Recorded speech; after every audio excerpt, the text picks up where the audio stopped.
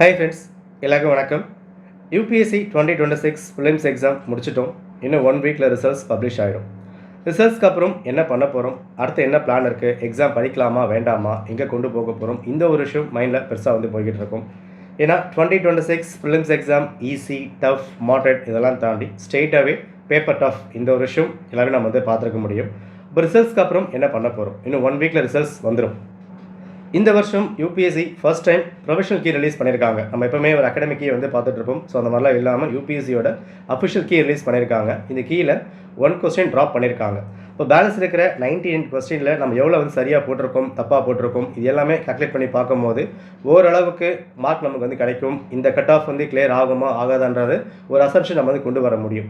இங்கே ரொம்ப மார்க் கம்மியாக இருக்குது, கிளியர் பண்ண முடியாதுன்றதும் நிச்சயமாக நமக்கு நம்ம மார்க் பார்க்கும்போது கிளியராக தெரிய வரும்.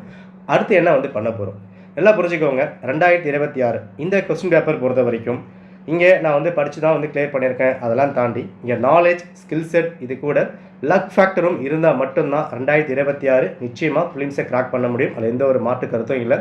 ஏன்னா ஸ்டேட்மெண்ட் ஃபிக்ஸ் பண்ணது சிசெட் ஆகட்டும், ஜிஎஸ் ஆகட்டும் எல்லாமே புதுசாக இருந்தது. ஸோ கிளியர் பண்ணுறதுக்கு இங்கே லக் ஃபேக்டரும் பெருசாக இங்கே ப்ளே ஆகுது. அப்போது நம்மளால் என்ன பண்ண முடியுமோ நம்ம கொடுத்துருக்கோம், நம்ம பெஸ்ட் நம்ம கொடுத்துருக்கோம். சில பேருக்கு ஃபஸ்ட் அட்டெம்ப்ட் இருக்கலாம், லாஸ்ட் அட்டெம்ப்ட் இருக்கலாம், எல்லாமே உண்டு. ஸோ இது முடிச்சுட்டு என்ன பண்ண போகிறோம், ஒரு மாதிரி வெக்ஸை நம்ம ஃபீல் பண்ணிக்கிட்டு இருப்போம். அடுத்த எக்ஸாம்ஸ் படிக்கலாமா வேண்டாமா, என்ன பண்ண போகிறோம், எல்லாம் மைண்டில் போய்கிட்டு இருக்கும். ஒன் திங் மைண்டில் ஃபிக்ஸ் பண்ணிக்கோங்க. எஸ், எக்ஸாம் நம்ம படிச்சிருக்கோம், கஷ்டப்பட்டிருக்கோம், டே நைட் நம்ம ப்ரிப்பேர் பண்ணியிருக்கோம். இது எல்லாம் தாண்டி இது மட்டுமே லைஃப் இல்லைன்றது தான் முக்கியமான விஷயம். இங்கே கவலைப்படலாம், கஷ்டப்படலாம், எல்லாமே ரைட், நான் இல்லைன்னு சொல்லவே கிடையாது. பட் இதை தாண்டி ஒரு விஷயம் இருக்குது.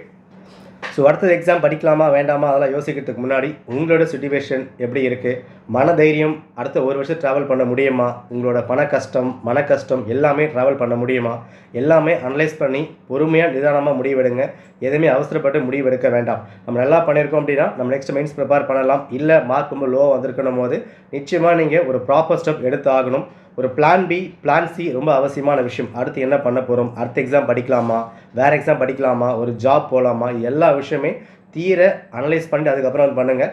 இங்கேயே முடங்கிட வேண்டாம். எஸ், நம்ம மார்க் கம்மியாக இருக்கலாம், இல்லை கிளியர் ஆகாமல் போகலாம், எல்லாம் ஓகே, நான் ஒத்துக்கிறேன். பட் அதெல்லாம் தாண்டி லைஃப்ன்ற ஒரு விஷயம் பெருசாக வந்திருக்கு. தாண்டி போங்க, நிச்சயமாக பண்ணலாம். நிதானமாக யோசிங்க.